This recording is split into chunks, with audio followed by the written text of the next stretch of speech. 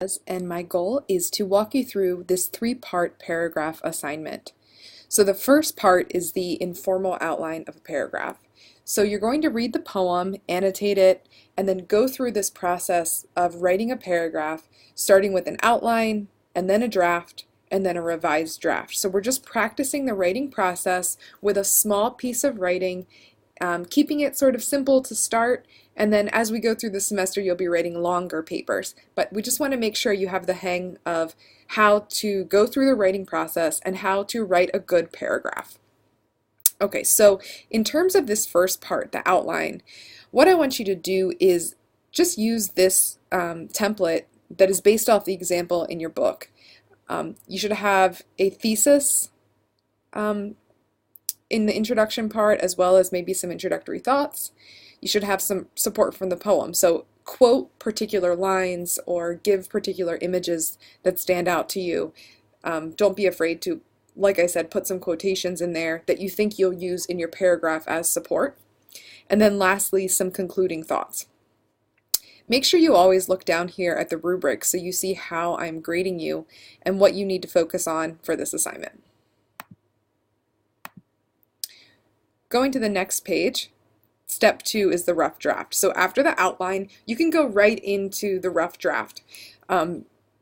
Essentially what you're doing is taking your outline and turning it into complete sentences into a paragraph.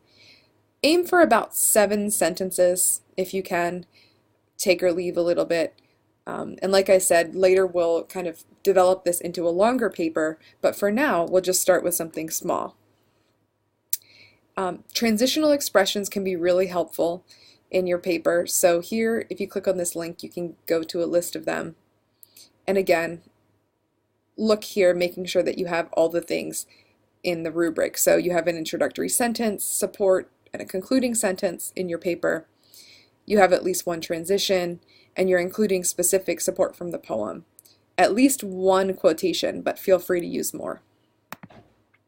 And then the last step is to revise that paragraph. So take some time away from it, go back and look at the rubric and make sure you have everything you need based on how I'm grading you here.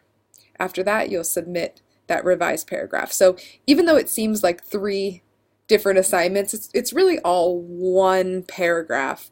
I'm just breaking up the steps into the parts. And even though you may not necessarily need all these steps to write a good paragraph, I do get some pushback from people about the process, like not wanting to outline, not wanting to draft. This is a writing intensive course, so one of the things we're learning is how to write good papers. And though you might not need all those steps for this paragraph, there will come a point in time in your writing life where you will need those steps. When things get more complex, when you're using multiple sources, that sort of thing, you will need to outline. It will help you a lot. So what we're doing is practicing those skills on a small scale so that we can then develop them out into large scale projects. All right, if you have any other questions, let me know. Good luck.